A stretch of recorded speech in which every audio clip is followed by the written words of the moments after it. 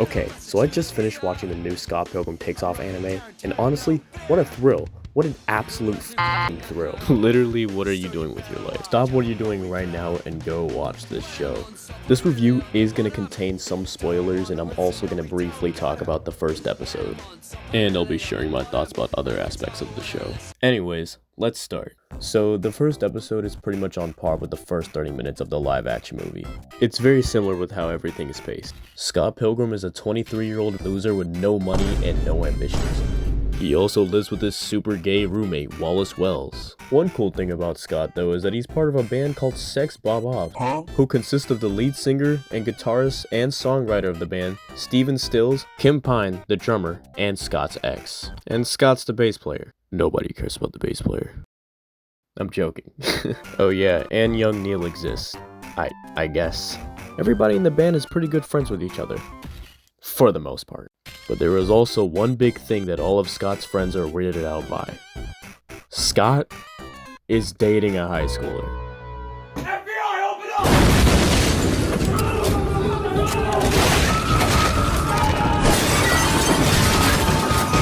Knives Chow is a 17-year-old high school girl who's just this go-lucky little squishy thing who literally deserves the world and has no business being with a fucking grease stain like Scott.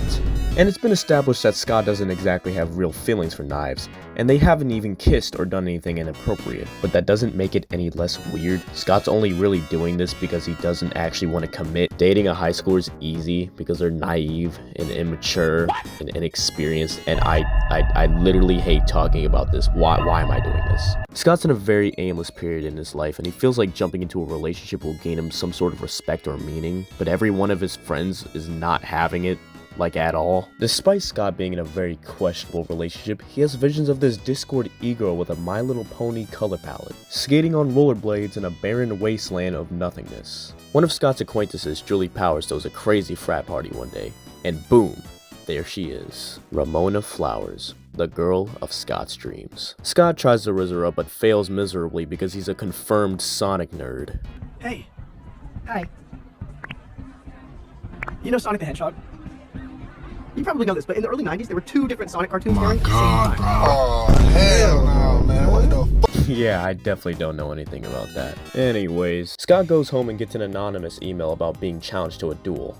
He skims it and completely undermines that very odd email and decides to rent movie DVDs on Netflix. I forgot Scott Pilgrim took place in the early 2000s. If you're under 14, yes, Netflix was a service where you rented online ordered DVDs. And it turns out Ramona is actually a delivery girl that works for Amazon. Scott begs Ramona to go on a date with him, and out of pure annoyance because he wouldn't leave her alone about it, she decided to do so. The two get it off pretty quickly actually. It was like love at first sight. Scott crashes back at her place. He stays the night, they make out for a while, and Ramona decides she doesn't want to have sex with Scott yet. Damn, Scott was so close to bagging a TikTok e-girl. The next morning, Scott invites Ramona to a place called The Rocket, where his band will be performing that same night. After that, Scott went home and shared the big news to Wallace that he went on a date with the girl of his dreams. Wallace, being the real one that he is, insists that if Scott's done babysitting, he has to break up with Knives. But Scott shrugs it off and ignores his suggestion.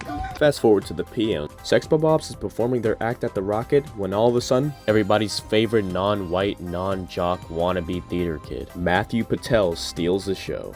It's revealed that he was the one that sent the email to Scott. Matthew Patel is the first out of the 7 deadly exes that Scott must defeat in order to win Ramona's heart. As the two get ready to duel, poof, Scott just explodes and nobody knows where he went. This is where we begin our new journey.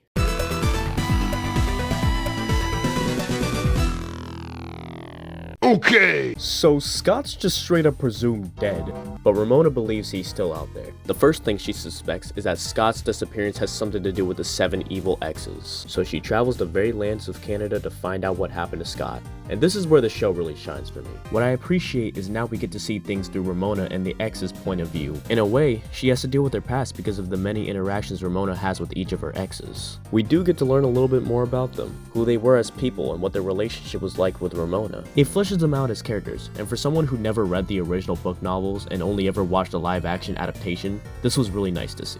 It made me realize that some of these evil exes aren't exactly evil. They're just simply hurt. You don't agree with what they're doing, forming an alliance to defeat Scott Pilgrim to win back Ramona's heart, but you at least understand where they're coming from. They are simply hurt people because of Ramona's shitty actions with how she handled breaking up with them. It makes you feel kinda sympathetic for some of them. One of the exes that was a highlight for me was Lucas Lee. This guy was literally a vibe. Sure, he's a bit of a meathead who's egotistical and completely full of himself, but he's kind of a likable dork that you can't really stay mad at. After Ramona broke up with Lucas, he decided to dedicate his entire life with becoming an actor and stunt performer. When Ramona meets up with him to gather clues about Scott's disappearance, he definitely acts a little weird at first. He was still a little hurt that she left him, but honestly he handled it pretty well, and for the most part he was over her, which I genuinely thought was really refreshing compared to the other exes. He stopped dwelling on the past, even though it hurt him. He completely dedicated himself with his career, and even though his movies completely suck, he doesn't care. He's a free-spirited guy who just wants to live his life. He doesn't give two shits about other people's opinions. He's definitely one of my favorite characters in the show, and he's an amazing example of how this show fleshes out the exes. Final round. Fight!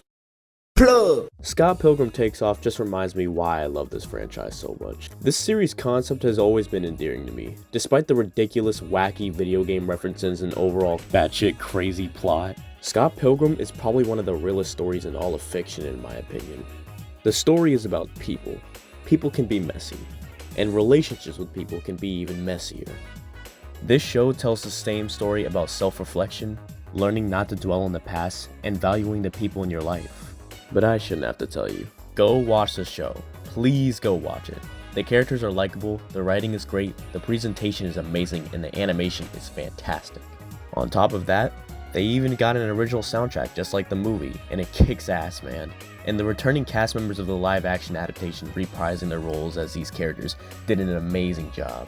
This show really does feel like a love letter to the books and the movie. I couldn't be any happier.